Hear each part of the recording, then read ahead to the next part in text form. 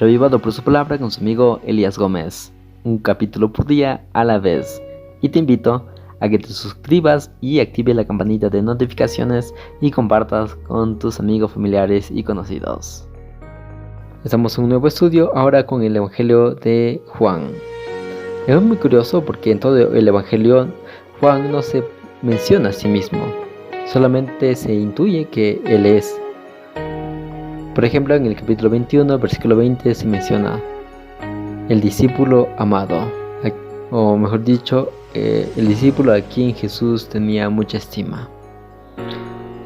Además, podemos decir de que el Evangelio de Juan fue escrito en un promedio aproximadamente 30 años después que se escribieron los demás evangelios de Mateo, Marcos y Lucas, aproximadamente en el año 90 después de Cristo. Por lo tanto, cuando Juan escribió este evangelio, ya era una persona de edad, ya era una persona muy anciana, a diferencia que cuando era discípulo de Jesús, era un jovencito, el más menor de todos. Ahora era ya una persona de avanzada edad. Y los temas en el cual Juan resalta en todo su evangelio es que habla él acerca de la decadencia de la piedad cristiana. También habla acerca de la persecución y sobre todo el tema que más resalta es el tema del gnosticismo. ¿Qué es eso? Es una corriente filosófica en el cual se hace separación entre el cuerpo y el espíritu, y por lo tanto los de esta filosofía del gnosticismo, ellos predicaban de que Jesús no podía ser humano y divino a la vez.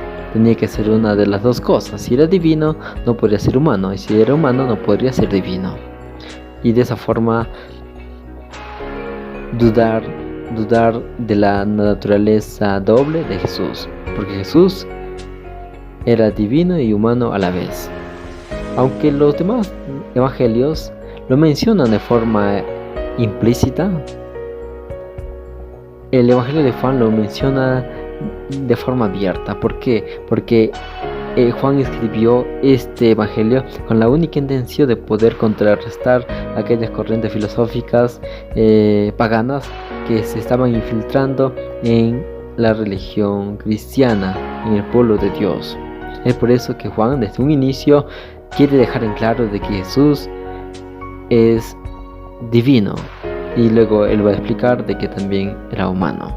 Por ejemplo, acá en el versículo 1 al 5 menciona que el verbo estaba con Dios y el verbo era Dios, es decir, Cristo estaba con Dios y Cristo es Dios, y Cristo mismo es la luz que resplandece en las tinieblas.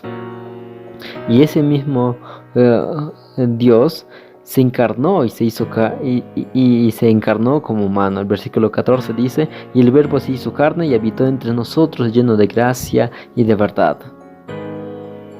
Y Juan, el apóstol Juan, quiere mencionarnos de que él no solamente lo dice porque él lo piensa así, sino que hay testigos que lo afirman. Por ejemplo, Juan el Bautista.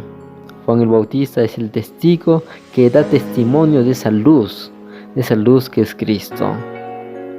Dice el verso 10: aunque el mundo fue hecho por él, el mundo no lo reconoció, y vino lo que era suyo, y los suyos no lo reconocieron, no lo recibieron. Como quien decirnos que nosotros, los seres humanos, rechazamos a Cristo a pesar de que era Dios hecho hombre, hecho humano. Y bueno, luego, para dejar en claro, el apóstol Juan escribe y dice que se le preguntó a Juan el Bautista si él era el Cristo, lo que él respondió que no era el Cristo, sino que él apenas es aquel que prepara el camino para el verdadero Mesías. Y cuando llegó el Mesías, Juan el Bautista lo reconoció y dijo: este es el Cordero de Dios que quita el pecado del mundo. Y Y no solamente lo dijo porque él lo quiso decir, sino que que Juan el Bautista presentó las evidencias y dijo que él vio descender del cielo al Espíritu Santo y que por lo tanto él es el Hijo de Dios. Aquí el apóstol Juan quiere mostrarnos de que no hay duda, no tiene que haber duda de que Jesús es Dios mismo, y ese Dios mismo se hizo carne, se hizo humano. Y luego, cuando otra vez Juan el Bautista miró a Jesús, él volvió a decir: este es el Cordero de Dios.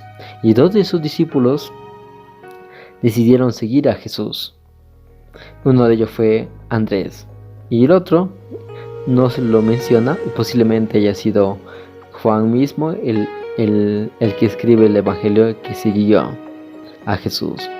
Bueno, cuando Andrés siguió a Jesús, decidió llamar también a su hermano Simón y le dijo: ven, que hemos hallado al Mesías, al Cristo. Y entonces vino Simón. Y luego, tiempo después, Jesús llama también a Felipe. Felipe era del mismo lugar donde vivía Andrés y Pedro. Y Felipe, cuando recibió ese llamado, quiso también dar esa buena noticia a Natanael. Y va donde él y le dice que hemos hallado al Mesías. Y Natanael, de forma sarcástica, pregunta: ¿de Nazaret puede salir algo bueno? Y Felipe le dice: ven y ve por tus propios ojos, tú mismo compruébalo. Y bueno, de todo esto podemos sacar lecciones. Bueno, la primera lección es de que Juan el apóstol quiere dejarnos en claro de que Jesús es Dios mismo y a la vez humano. Dios se encarnó como humano y habitó entre nosotros. Bueno, la segunda lección es de que nosotros somos llamados a ser los preparadores del camino para, así como Juan el Bautista fue para su primera venida, en la primera venida de Cristo, nosotros somos los preparadores para la segunda venida. La otra lección es de que debemos ser como Andrés, no ser egoístas, sino poder transmitir a otros las buenas nuevas de que el Mesías es Cristo. Y la última lección que encontramos es de ser como Felipe. A veces un discurso, un sermón largo, una explicación acerca del Mesías, de Dios, no es necesario, no bastaría, sino que a menos de que esa persona compruebe y se relacione con Dios íntimamente, ahí va a poder entender quién es Dios. A veces una experiencia cristiana vale más que un sermón cristiano. Invitar a las personas a relacionarse con Dios. Bueno, eso fue el Revivados del día de hoy. Un abrazo, que Dios te bendiga, que tenga la paz del cielo. Chao.